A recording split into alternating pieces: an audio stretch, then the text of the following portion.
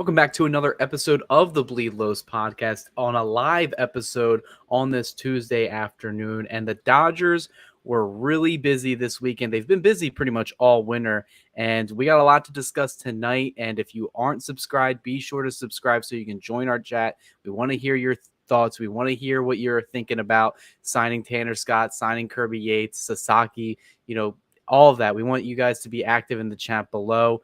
And as always, I am joined by my co-host, Jacob Brownson. And Jacob, let's just get straight into it here because it Awesome. was an eventful weekend, was it not? Absolutely, it was. Dodgers go get Tanner Scott. It looks like they're going to get Kirby Yates. Kind of proved me wrong because I'd said something after the Tanner Scott move about the Dodgers likely being done with bigger moves for the offseason, and then that happened. So who knows what they have up their sleeves right now. Yeah, I mean, we'll go with the Tanner Scott stuff first just because I feel like that's just the big one where a lot of people were upset over the weekend. And we'll definitely get into all of that and the opinions, the stuff that's been thrown out there on the internet. I'm loving it. I love the back and forth. My engagement on Twitter is at an all-time high, baiting a lot of these Padres fans and other fans from other MLB teams as well, but also just conversing with, and celebrating, I guess, with other Dodger fans about what they have done this offseason. Because, before we break everything down, I feel like everything they've done has just been unprecedented. Like, I knew they were going to go all in again after Yeah. winning, the 24 World Series. But I feel like if you told me in November, right when free agency started, if they would have done this, I would have probably been a little bit surprised, right? Yeah, I mean, absolutely. I think this offseason has kind of blown everyone's standards away. Like you knew they were probably going to try to bring back Teoscar, and I think like the highest possible offseason ceiling was like getting Soto potentially. I don't think anyone thought they were going to go get Teoscar, Conforto, Snell. They extended Tommy Edman. It felt like 10 years ago at this point, and every other move they've done with these additional moves, it's been crazy. It's blown everyone's standards out of the water. Yeah, and then before we get into the Tanner Scott talk, we can't forget to plug Bet Online. And every week we like to thank our sponsor, Bet Online. Bet Online continues to be the world's most trusted betting platform and your number one source for online betting in 2025. Whether you're a seasoned fan or a first-time bettor, Bet Online is your ultimate game day companion. With the latest selection of odds on everything from football, the NBA, college basketball to NHL and UFC, BetOnline is the number one sports betting source for the new year. From touchdowns to three-pointers and hat tricks, BetOnline has you covered on every game, every play, and every win. BetOnline, the game starts here. And let's just get into the Tanner Scott deal right now because obviously if you've been living under a rock, Tanner Scott and the Dodgers came into an agreement over the weekend for a 4-year, $72 million deal. They get the 30-year-old dominant left-handed reliever that they've had experience against at this time with the Padres last season. One of the best relief pitchers in all of baseball, one of the best left-handed pitchers in baseball last year. Raw reaction in getting Tanner Scott, because I think me and you were kind of looking at the writing on the wall with this one, where we just felt like I felt like we were both confident it was going to happen. This, with what we've heard. How shocked were you that the Dodgers ended up getting him and for that price? Yeah, I really wasn't surprised at all. Like you said, we'd kind of been alluding to it, thinking about it. I said many times there's no way he was going to get to the 80 million number that he wanted. I was a little surprised other teams weren't more competitive for Scott, but this isn't a deal that Andrew Friedman does often. The Dodgers are sold on winning now and doing whatever they can to not have to make a trade in July or August 1st or whenever the trade deadline is this year. They're doing everything they absolutely can to set themselves up. And Tanner Scott is nasty. He is wicked with the baseball. So it's a great get. I'm very happy about it. And it's probably an overpay when you're giving a 30-year-old reliever 4 years, 72 million. But sometimes you have to overpay to get those guys that are going to help you win a championship. And this is that case. So it's not really an overpay. But if you're looking at it, it could be. Yeah, and like I mentioned, the $72 million deal is what he ended up getting. There was rumors and reports out there from a variety of MLB insiders that said, this guy was looking for, anywhere of, 4 years to $80 million. So if you look at it from that perspective, the Dodgers do get, I guess, a little bit of a bargain. But if you look at the beginning of the offseason for what he was originally projected to get, MLB trade rumors, who I really love to use in terms of, free agency, trades and all that. They do a really good job in their projections. They had him getting around 55 to $56 million. So clearly he took advantage of his dominant 2-year stretch where he had a 2.04 ERA and 150 innings pitched, and he cashed in. And we got a taste of what he can be at the top. And that is what, if you watch his at bats against arguably the best player in baseball, and Shohei Ohtani, in last year's division series, I mean, he made him look completely lost up there. I know you're, in your Twitter bio, pitching enthusiast. What makes Scott special? What is anything that's, that you can break down with him that, not only is he going to continue to be dominant, but also continue to be dominant with the Dodgers and their pitching staff? Yeah, so Scott's going to come at you with a high velocity fastball and a very active slider. He'll get in on you with kind of a funky arm angle as a lefty, which is why he was so tough on Ohtani. And when he's on and commanding the baseball well, he's just about unhittable. You're going to see some problems at times with throwing strikes. He might put some guys on at times, as pretty much every reliever nowadays does. But he's going to attack you with a high velocity, high IVB, so induced vertical break fastball, and then a really good slider that just falls off the table with velocity. Even against righties, it's so hard to hit because he'll pound them inside with the fastball and then throw that back foot slider, similar to what Clayton Kershaw has made a career off of. So he's going to come after guys, and he's going to give you a lot of whiff, a lot of swing and miss. Yeah, you mentioned swing and miss, and that's kind of the thing I look at with, we'll get into it later about, I guess, what the Dodgers are necessarily or particularly looking for this offseason, and that is off the bat, just high strikeout stuff. You look at his strikeout totals last year, 28.6% K percentage. That's pretty elite, especially for a reliever. Against lefties in particularly, that lefty on left matchup, that bumps all the way up to 40.3% with strikeouts. So clearly lefties are having their fits against him. A 132 batting average against, that's not going to get the job done if you're a hitter up there as well. And I think if you look at the Dodgers bullpen and the way it's constructed, and now they have like 3 really good left-handed options that they can go to, with 2 of them, I would say Vesia and Scott able to get both lefties and righties out. Banda, I think it's going to be a thing where it's like, all right, I want to see it for a second straight year to see if 2024 wasn't a fluke. I mean, if you look at, his past history, with the Mets, with the Cleveland Guardians, it wasn't really the best. So let's see what we can get in year 2 with the Banda Express.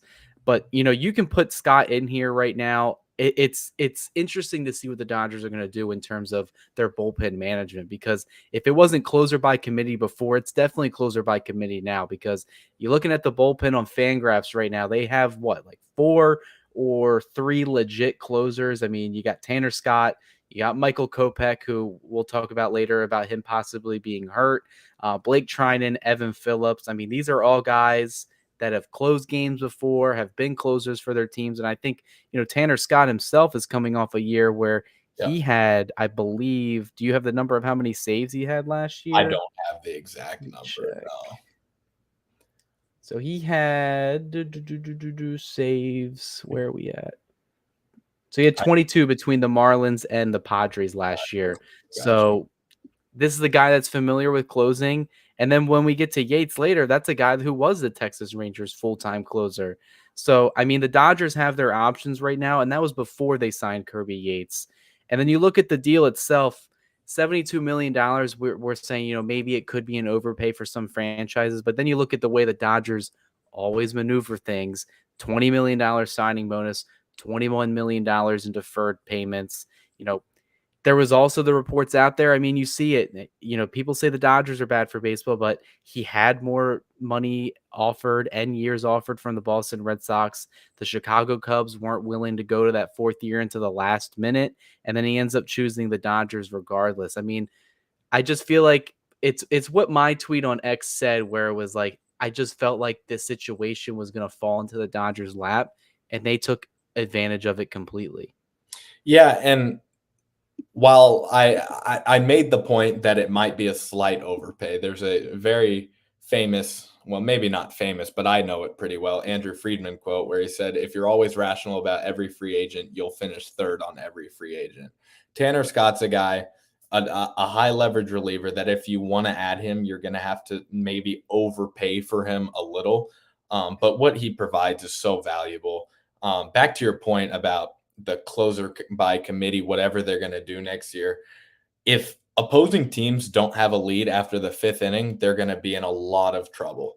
You got Scott, Vesia, Kopech at whenever, Phillips, Trinan, Banda stepped into more of a high leverage role last year. I'm probably forgetting other names. Like that bullpen is so deep and so nasty that the Dodgers are going to win so many games just because they're leading after 5 innings. Yeah, and that's not even mentioning, you're looking at the bullpen, you're looking at the names that are in that bullpen.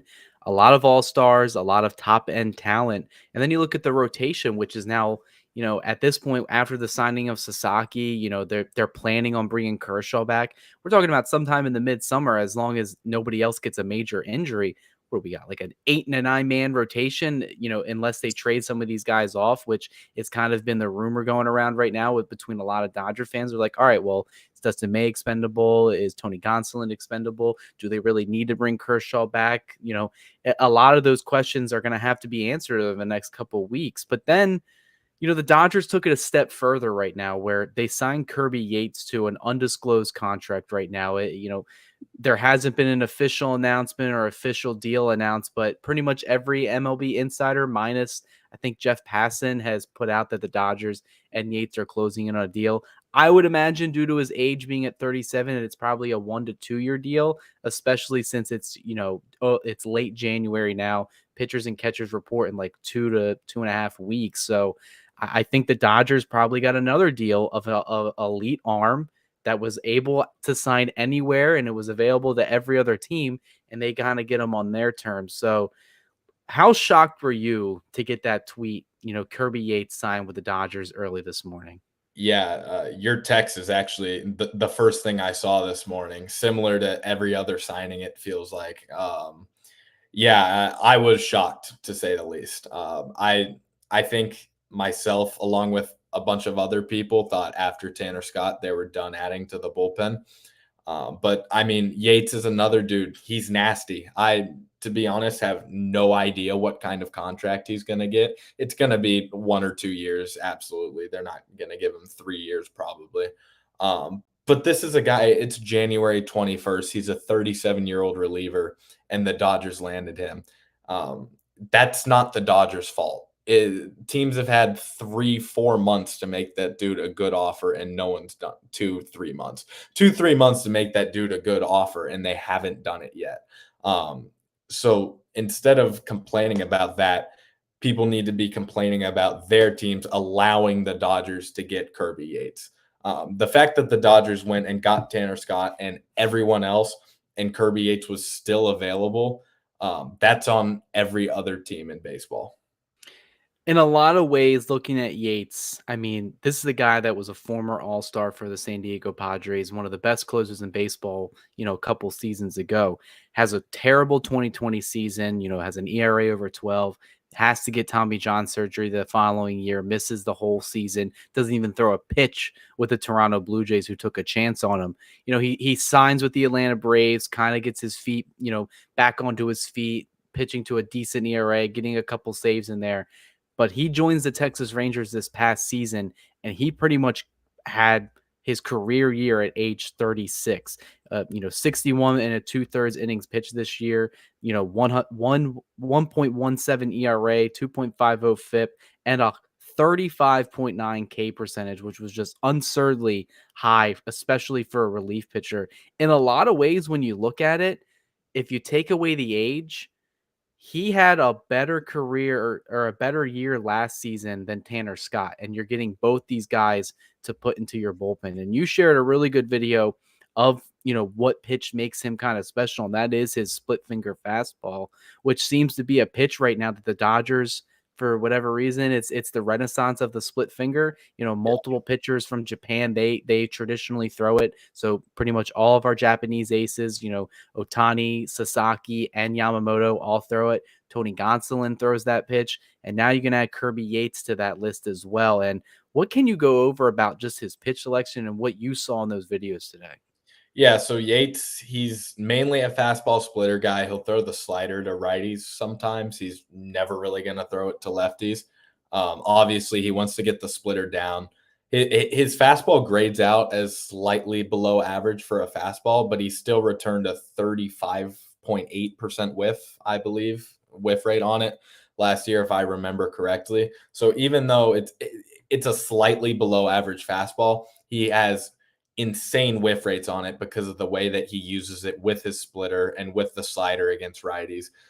He's going to put hitters in a blender. He also left 88% of runners on base last year, which is an insane number for a reliever, probably unsustainable, but nevertheless insane.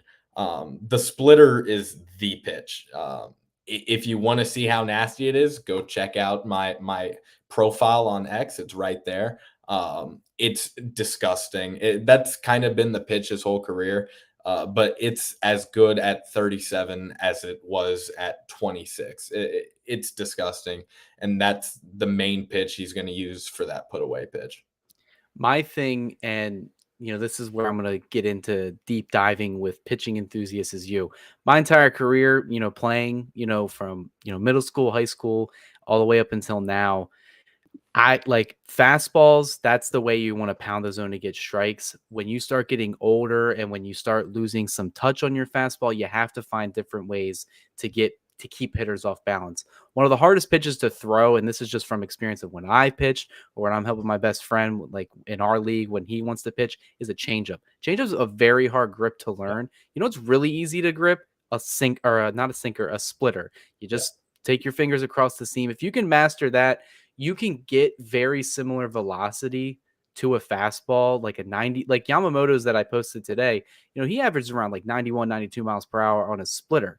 Yates is in a very similar field where if you can have, a 90, 91 mile per hour splitter and then it drops down in the zone, that's definitely going to keep a hitter off balance and he's not really going to see it. And the video that I saw that you posted, your compilation in particular, is that a lot of those hitters just looked completely off balance in their swings where they were guessing fastball and then just dipped right out of the zone. Because the other thing with the changeup is that it's very similar in a grip of a fastball but if you don't throw it correctly, it's just an 85, 86 mile per hour fastball that's flat and guys will hit it. And Yates is able, credit to him, credit to his entire career, making the adjustment coming back from injury.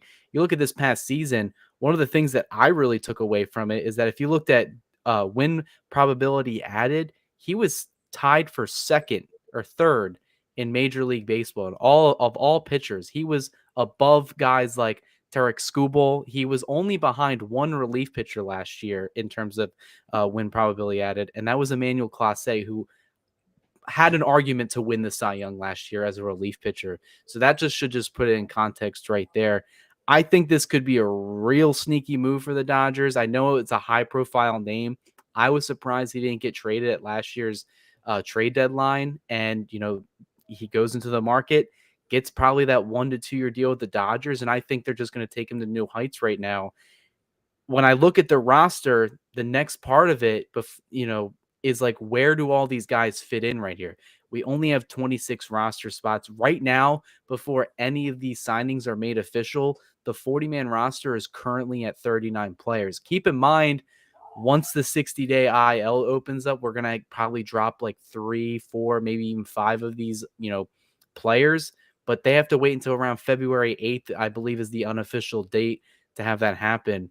There's been a lot of names thrown out there right now. I'm curious what you're thinking in terms of what are the Dodgers going to have to do to create some sort of roster space between now and February? Yeah, it's tough because there's a lot of ways they can go here. I would say the name I would lean on the most being shopped is a James Outman, or you could even see a Chris Taylor or a Miguel Rojas if possible. I have a hard time seeing them get rid of Rojas because of what he does in the clubhouse and giving up Sasaki's number. And he'll help with third base. So I'm a little less inclined to believe that that's going to happen. I think they're going to try to shop Chris Taylor, ask around, have conversations.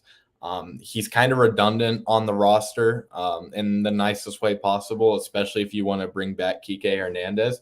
You can't have Kike Hernandez and Chris Taylor probably with how the roster is shaping up right now. So I think that's absolutely a move that they're going to look to make. You also have young, controllable arms names kind of being thrown around. The problem with them is those are the kind of guys you want to shop around when you're looking for an impact player. Those guys with 1 year service, 2 years of service that can get you a big name. The Dodgers don't need a big name right now. They just need to get rid of some bodies. So it's definitely a dilemma. I'm interested to see where the Dodgers go. I would say the first avenue I would look into, and that would pretty much just complete the offseason. I would never doubt Andrew Freeman, as if I already have. If you can offload Chris Taylor in his final year of his contract to clear that roster spot for the position player side, I mean, you would just have to. I don't even. Is there a letter above A? Like I don't know. Do you have to start going to numbers to give him a grade for this offseason? Because that would just put the cherry on top. You know, you got all the marquee free agents. You did some, nifty extensions. You got Sasaki in the international market. If you can get off of Chris Taylor's contract, create that roster flexibility, that just takes you to a whole nother level. I'm 50-50 on that because it's very hard to get rid of his deal with the amount of money he's making. And then how many teams are going to be willing to take a middle 30s utility guy who's pretty much saw all of his numbers defensively and offensively just go down across the board.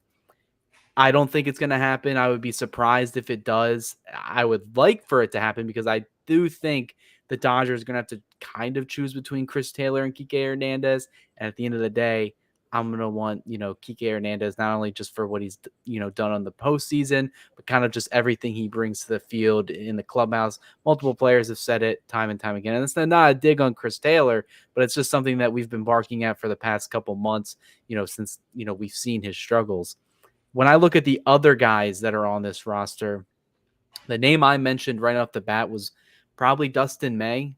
And the only reason I say it's because I look at it, I agree with you, where it's like these guys that have options and like 1 to 2 year service times and have years of control, those guys are valuable to any organization, including the Dodgers. I know a lot of people hate Michael Grove.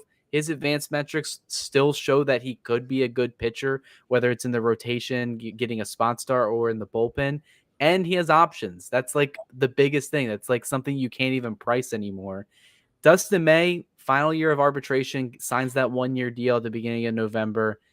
Out of minor league options, has struggled with injuries his entire career. And I'm the biggest Dustin May fan here. I love Dustin May. I love the pitches that he throws. I love the way he pitches, but it's just a risk that I don't think the Dodgers are willing to take. And I know a lot of people say, well, why don't you transition him to the bullpen? I don't think that's going to help him in the long run either. I think it would actually be a negative to ask him to say, hey, we're going to need you to ramp up to 110% in 5 minutes, and then we're going to get you out there. This is the guy that's going to need to get slow played up. I think he is better suited as a starter. A lot of teams out there need a starter right now. That's why I think Tony Gonsolin is another option. However, I do think he ends up staying. But I just feel like the other one in the bullpen is perhaps Ryan Brazier. This is a guy that is owed $4.5 million, didn't have the best season last year. If the Dodgers just want to replace him with Kirby Yates in the bullpen, I just feel like that seems like that is the ideal scenario. And who's to say they don't just DFA one of these guys? Like, the Dodgers clearly don't care about money right now. Yeah, if you're going to shop a bullpen arm, it's probably going to be Ryan Brazier. As far as Dustin May, his value, like trade value, is fascinating to me because no one really knows what he's worth. That's a guy that through all this stuff, his name, I had some conversations as far as maybe an international free agent bonus trade or something like that. And from everyone I've talked to, people who are in the know, stuff like that, they have absolutely no idea what Dustin May is worth on the trade market. So yes, he is a candidate to get traded, but I think the Dodgers are going to stretch him out and try to have him out there if they can. But it's tough because he doesn't have options, and the Dodgers need options to do this 6-man rotation they're planning on doing. Now, before Ohtani comes back, there might be a spot for May. Maybe he pitches well, cements a spot in the rotation, and then we go from there. But he's a guy that really no one knows what he's actually worth besides the GMs that might have had conversations about his name. I really have no idea what they might get for May because he is 1 year rental with no option. So who really knows? Yeah, and it's an affordable contract. I mean, a 1-year commitment, around $2 million. I think it's like 2.13 or something like that. So clearly, a lot of teams would take it. I mean, if you can get him healthy, he is one of the better pitchers that were in the Dodgers organization coming up through the pipeline. The other added element of all of this right now, and that's the big thing that everybody has been hammering down, and that is health. The Dodgers can sign whoever they want. They can bring in as much talent as they can. At the end of the day, those players need to stay on the field. And I think we're starting to get our first preview of potential problems the Dodgers could have on the injury front. The other side of the coin with the Kirby Yates thing, when it was reported by Bob Nightingale this morning, was that the reason the Dodgers were heavily involved in the relief pitching market was because Michael Kopech is likely out for at least the first month of the season. He later, put another tweet out on X stating that the Dodgers and Kopech see that he has right elbow or right forearm inflammation. Obviously, you hear those words. I put it out there. I've put out my feelings where it's like, all right, we've had this story before. They tell us, oh, it's only a month, maybe 2 months, maybe a couple extra weeks. And then here he goes, boom, post out of nowhere on the middle of a Tuesday afternoon. Michael Kopech has gone under, Tommy John surgery or whatever surgery he was going to get. Any concern level with you there with Kopech potentially being out for an extended period of time? I mean, there's definitely some concern. As Dodgers fans, I think we're starting to get tired of hearing forearm inflammation because forearm inflammation is just another way of saying elbow injury. They're not exactly synonymous, but they're just about synonymous. And anytime someone has forearm pain, forearm inflammation, it usually ends up being something with the elbow. I did see a report saying it wasn't structural damage, and that it was more of fatigue or just some soreness in the playoffs last year. So I'm not too concerned, even if he has to miss some time. The Dodgers have plenty of bodies.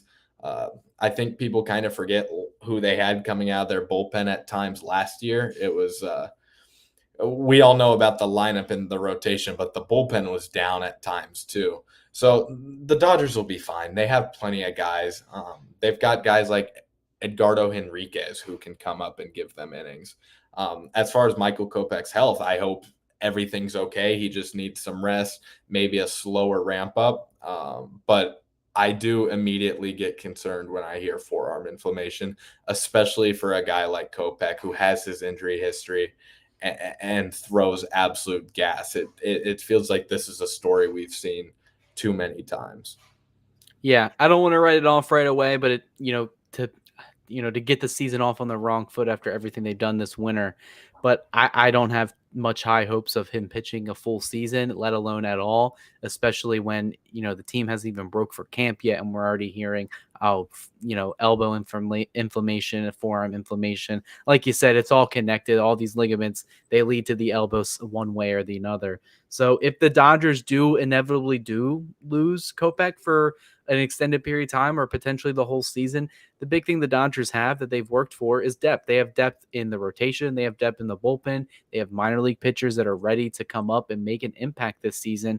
However, they do have a lot of pitchers that are still out for, possibly all of 2025 as well. Kyle Hurt is one, Gavin Stone another, River Ryan, Brusdar Gratterall is expected to miss most, if not all, of the first half of the season. And he's been a guy that's struggled with injuries his entire career. So the Dodgers, that's the other side of the coin of this argument, where I could see them just not trading a single arm because they know how valuable it is to keep all these arms internally. That way they can call upon them when they're needed. Because that's, at the end of the day, to get through 162 games, it's not a sprint, it's a marathon. We've heard Dave Roberts say that time and time again, and there is truth to that. Yeah, and those marathons are tough. We were talking about my training right now. It's tough, and the MLB season is tough. So they need bodies. They need guys who can give them innings, which is why I think they're going to be skeptical in making a trade. And I think a lot of those guys are more valuable than whatever they would potentially be traded for with what the Dodgers need right now. Alrighty. So the next thing I want to kind of go over right now is the Dodgers, what they're looking for in terms of their pitching.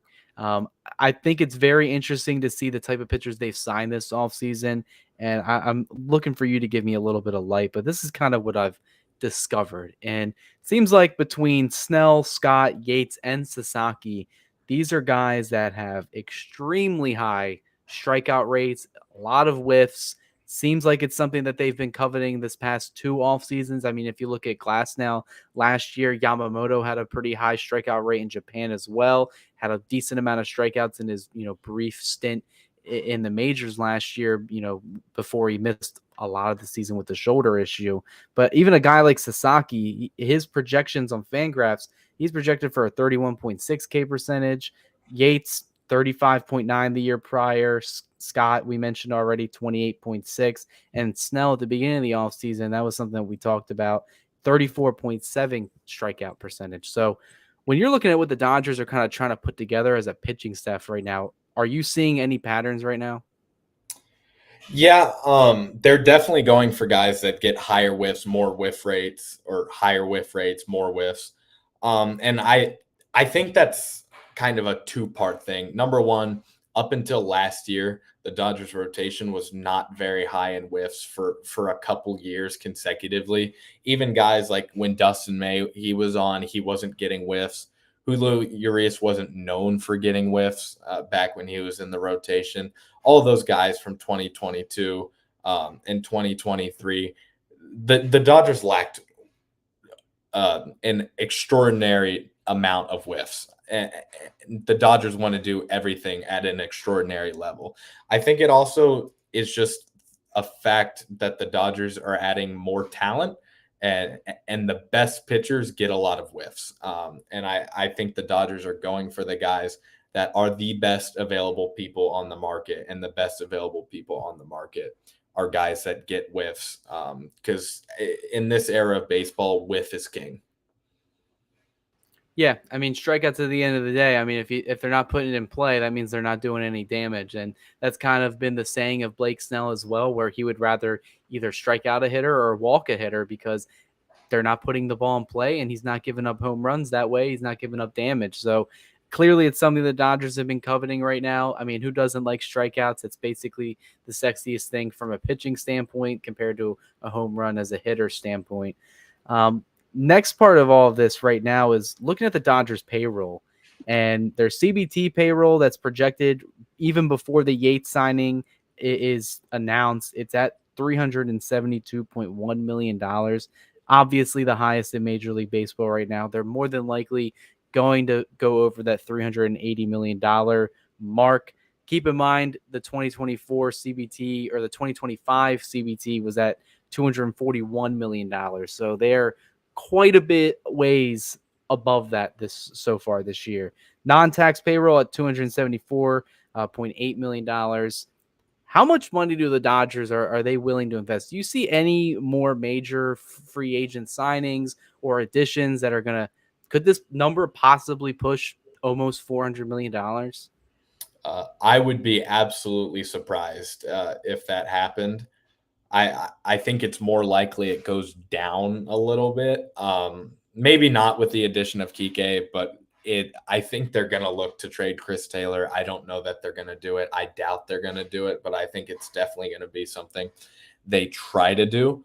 The Dodgers are very careful with their spending, but at the same time, they haven't been very careful with their spending. They make the right deals at the right times, but they have so much money to use right now. The Shohei Ohtani projections were blown out of the water last year. They're completely cornering the Japanese market. Now they have a three-headed beast in Japan that's just going to lead to more revenue, more Sasaki jerseys, Yamamoto jerseys, Ohtani jerseys. They're going to keep making money off of these guys, and they have a lot of it to spend, and they're going to reinvest that money into the team. It probably won't crack 400 right now. Maybe next year it does. It absolutely could. There's not a lot coming off the books as far as I'm aware. Maybe I'm missing a big one, but next year they're going to be paying more. And Yamamoto, I believe his contract was pretty light in the front and gets heavier as the years go on. So that number is only going to go up. The Dodgers will crack 400 next offseason. Yeah, I don't think it's a bold take. They're already close right now. Imagine, and you're right, there are no contracts that are significantly coming off the books. They still have Betts, Freeman, Ohtani, Teoscar, Blake Snell, Tyler Glass now, if I haven't mentioned that one already. They got multiple, they just extended Edman. Like, they got a lot of contracts under control for the next 3 to 5 years. So those are all guaranteed. Those are all on the books unless they can wiggle their way out of them. Don't think they are. I think they're going to continue to add. So next year, we could see some record-breaking payroll, especially, if they're going to continue going over the CBT, if they're going to continue being taxed as heavily they are. Like you said, they don't care. They've made more money than they, I think, initially planned they were. And last offseason was a little bit of, it was the taste. It was the taste of what they can do with Ohtani. This year, winning the World Series, going on a postseason run, having Ohtani for a full season, having him win MVP, do 50-50, the jersey sales, the marketing partnerships that they've created. I don't think they could have dreamed it would get off to the start it is, and it ain't slowing down anytime soon. This is the one thing I disagree with Jim Bowden about the most. The idea of these three Japanese stars marketing the Dodgers internationally, pretty much you can just pinpoint Japan is Dodger Town. That entire country is, going to be fully invested in the Dodgers. They're going to be making millions of dollars and, pretty much everything there. MLB merchandise, TV revenue, all that stuff. It's going to be going to the Dodgers. Tourism coming to the city of Los Angeles to come buy tickets to these Dodger games. I mean, it's the gift that keeps on giving. It's the biggest bargain in baseball. And you wouldn't think to say that about a contract that, even with the deferrals, is still $700 million investment by the Dodgers, and they're owned by bankers. They are owned by investment firm Guggenheim. They know what they're doing with their money. I would trust them with my investments. They're going to make money off of Ohtani. They already are, and we'll see what they go after that. You mentioned Sasaki, and that's kind of the next part of all of this right now. So there's unofficial reports. We're still waiting for more confirmation, in the next couple of hours, maybe by tomorrow morning, but potentially being introduced as a member of the Los Angeles Dodgers tomorrow at his official press conference. He's there tonight at the Lakers game, and he was introduced there with a Lakers jersey. Are you excited for him to be announced? And are you excited that Rojas gave him the number 11, which I wrote about in Dodgers Beat? It was reported by Rojas himself, kind of alluded to it on Instagram. But what is the aura around 11 and Sasaki? Yeah, I mean, that's a great number. Isn't it the one he wore in the World Baseball Classic? 14 was in WBC. He wore 11 when I was doing research on it to honor Darvish when he was on the Rangers before he got traded to the Dodgers during his senior year of high school. I've seen a picture of him wearing 11. That's aura. He's going to bring aura with number 11. He brings aura anyways with a 100-mile-per-hour fastball and disgusting splitter. But I'm so excited to see him wear a Dodger jersey. I love those press conferences, just hearing from the players. I'm interested in how he's going to be because people have talked about how he's shy, a shy individual. He's going to see some media there. And I think that's kind of the strategy of there not being a huge announcement yet. I think the Dodgers are kind of maybe even hoping a couple less people show up to not overwhelm Sasaki. It's been said he's quiet. He doesn't love media attention. So I think that's absolutely a possibility. But I'm just so pumped to see him in a Dodgers jersey, be official, and then take them out next year. And Roger put in the chat right now, for what it's worth, the Sportsnet LA guide shows Tanner Scott press conference tomorrow at 2 p.m. So maybe they're doing a 2-for-1 press conference day. I couldn't see that happening, especially like I mentioned, the 40-man roster's at 39. And that's the interesting thing with Sasaki, is that they can still announce his signing and he does not have to be added to the 40-man roster. He is technically a minor league free agent.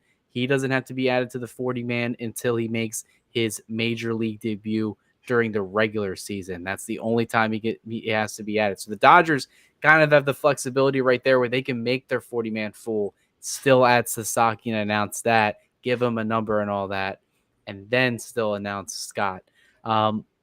Before we end out on here, we didn't really get in a lot of discussions about it, especially with the excitement of the signing.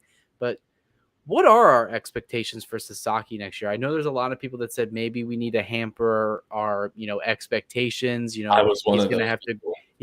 he's going to grow in the league. But then you got guys like, Paul Skeens. Paul Skeens, kind of very similar. Sasaki has his time to, develop a little bit and grow in the MPB for a couple of seasons. Skeens, college legend, LSU standout, wins the national championship with them, comes to the MLB, debuts a season later, and is in the top 3 Cy Young race. Are we expecting that type of performance from Sasaki, or are we going to need to kind of hamper our expectations now before they get out of hand?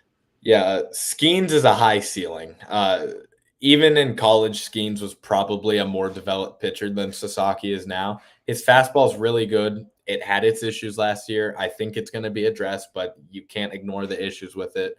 His splitter's an 80 grade pitch. It's one of the best pitches in the world. I don't have much to say about that. But his slider's still developing. He probably is going to add 1 or 2 more pitches at some point, similar to how you saw Yamamoto start to throw the 2-seam and the slider, because he was fastball, splitter, curve mainly before. There's a lot of development for Sasaki still on the way. I think his projections has him at like a 3.48 ERA by Fangraphs. I think that might be a little generous. It's not just the fact that he's not as developed. He's going to have to still work on with a new ball and a new schedule and getting better hitters out. And you saw a big approach difference with Yamamoto. He had to learn to throw the high fastball. He wasn't throwing it early in the year. It was clearly a point of emphasis. I was screaming about it on X for months that he needed to throw the high fastball more. And then he started to do it. There's growing pains with coming over. I think Sasaki is going to be a great pitcher, but he's not as polished as Imanaga, Darvish, Yamamoto, Senga. He's not as polished as they were when they came over, but his ceiling is honestly a lot higher. So I think first year expectations, people might need to lower them a little bit, but long-term expectations, this dude's going to be such a good pitcher. I think looking at him, it's interesting with Yamamoto because I think Yamamoto, when you look at his pitching windup and his body type, he's not the tallest guy. Not to come at my short kings over here because, me and him are around the same height, so can't call him necessarily short. But he puts a lot of his mechanics into work to get him to the velocity he is. He has that step back on the mound to kind of get his lower half of his entire body just to push out with all of his energy to get the velocity that he's getting. Sasaki doesn't need to do that. Sasaki's a tall guy. He's a tall, lanky pitcher. It's the reason why he can throw pretty much 100 miles per hour effortlessly. So I'm interested to see, how much of the growing pains mixed with, I just have raw natural talent will kind of, because I think that's where Skeens is Skeens had the talent, but he also, like you said, had the chance to develop, played for a really good school, played for a very long time in college, had the pedigree to be a top draft pick, go through the minor leagues, no problem, and then take those talents and bring in here. But at the end of the day, if you have that raw, natural, God-given talent and the ability, it may just go above all else. I'm curious to see what his ERA and his final numbers are going to be. If I had to ask you right now, I think you kind of already alluded to it. Over under 3 ERA, I would probably say over. Yeah, I would be absolutely shocked if he put up an ERA less than 3 next year, especially because they're going to be careful with his workload. When you come over, you're probably going to have a stinker like Yamamoto did in that one start. And really, there was a couple bad ones kind of towards the beginning, and then he was nasty afterwards. So I don't think he gets below 3, but who knows? Paul Skeens developed his best pitch accidentally in a bullpen session, and it's a 94-mile-per-hour splinter. So his arm talent it's so obvious. He's just a little raw right now. So who knows what his ceiling is? Alrighty, last topic to end the night, and it's a little bit of a fun one, and I like having fun with this one.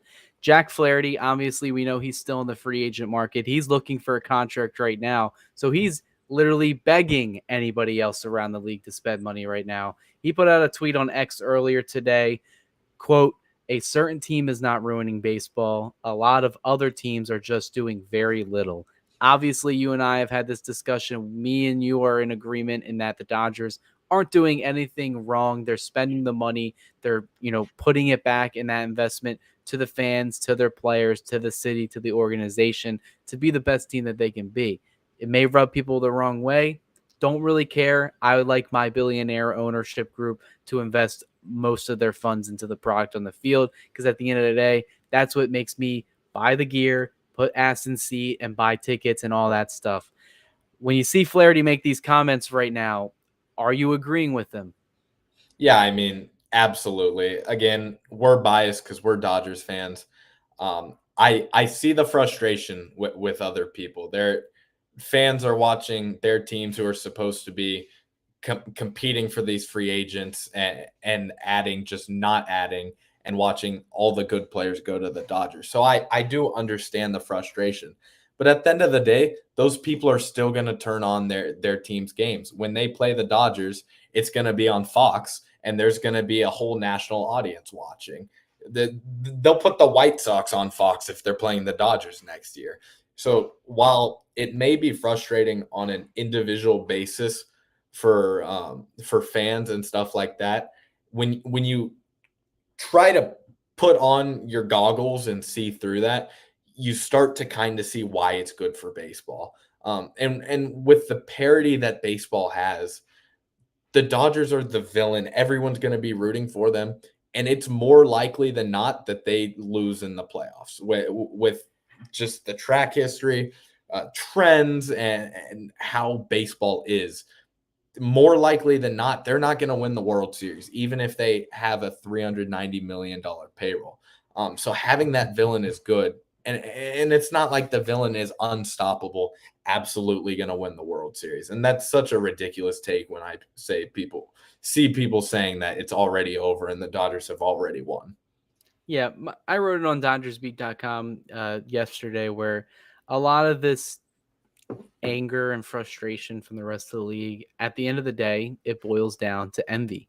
A lot of these fan bases are kind of upset that their team won't go all in like this. And like, hey, like I live by Philadelphia. A lot of Phillies fans, they feel uptight. They feel a certain way about it. But I also tell them, I'm like, you guys are a top 5 market in the United States. You guys have the money to spend like the Dodgers do. You also have a very luxurious TV deal, albeit it's not, $300 million like the Dodgers. It's like in the $150 million range, but that's still enough to kind of push out, build a better team around Harper, build a better team around Zach Wheeler. That's what the Dodgers are doing right now. They see their window. They're not going to be able to do this forever. I think, I don't know. They may be able to run this off for a while, but you got to spend money to make money, and the Dodgers are spending money and they're treating their fan base well. And at the end of the day, they've won for over a decade now, constant division titles. couple World Series appearances, 2 World Series wins, and it's not over anytime soon. And they're seeing the return in their investment right now. I mean, we're seeing the $100 million renovation to the stadium. That's not even to mention the one they did in 2020 when they reimagined the entire center field plaza. The Dodgers are continuously trying to improve themselves, whether it's internally through the organization, the players, the development, the stadium, the atmosphere, all of it. They're always trying to improve. And I think that makes other fan bases a tad bit jealous. Yeah, that's a perfect segue because I was just about to say that jealousy is love and hate at the same time. These people would love if the Dodgers were doing it. They hate that their team is not, or they would love if their team was doing it. They hate that they're not. That's what it boils down to. And I think people don't realize how good it actually is, that they're setting a standard that you win and you create a destination for players. You create an environment where people want to come by investing in your team and spending that money. At the end of the day, that's what it comes down to. People want to be Dodgers because of what they've done the last 10 years since Andrew Friedman's taken over. Yeah, I couldn't agree with it more. And there's a lot to discuss still. There's a lot that, has been going on in the news. I'm sure the Dodgers over the next couple days are going to give us plenty of more talking points. But I think this is a good way to end tonight's episode. Obviously, the excitement's in the air right now. On the East Coast where I'm at, it's extremely freezing cold. I'm waiting for the spring to start right now just so I can start seeing Dodger baseball again. But we are a couple weeks away from spring training. Any other closing arguments or statements from yourself, Jacob, before we close it out? No, just that I'm also ready for it to warm up. It's like the 5 degrees here and not snowing, and that just upsets me. Yeah. So I'm ready for baseball to start and it to get hotter outside. Yeah, so clearly, obviously, if there is a press conference with Sasaki, Tanner Scott, we will have that coverage posted on our YouTube channel. So be sure to like us, subscribe, click the notification bell to make sure you stay up to date on all of our latest lives, our posts, our interviews, and all of that. Season's coming up soon. We got a lot of stuff planned, a lot of places to cover. So be sure to look out for that as well. And DodgersBeat.com, we got a lot of content coming out, articles every day. So it's a great way to stay connected, through, the YouTube side of things and the reading side and the editorial side as well. So it helps us all out. It's all connected. It's all together. And we will see you on the next one. So make sure to follow us on social media as well whenever we go live or have another episode posting. This episode was brought to you by Bet Online. We'll see you guys next time. See you guys.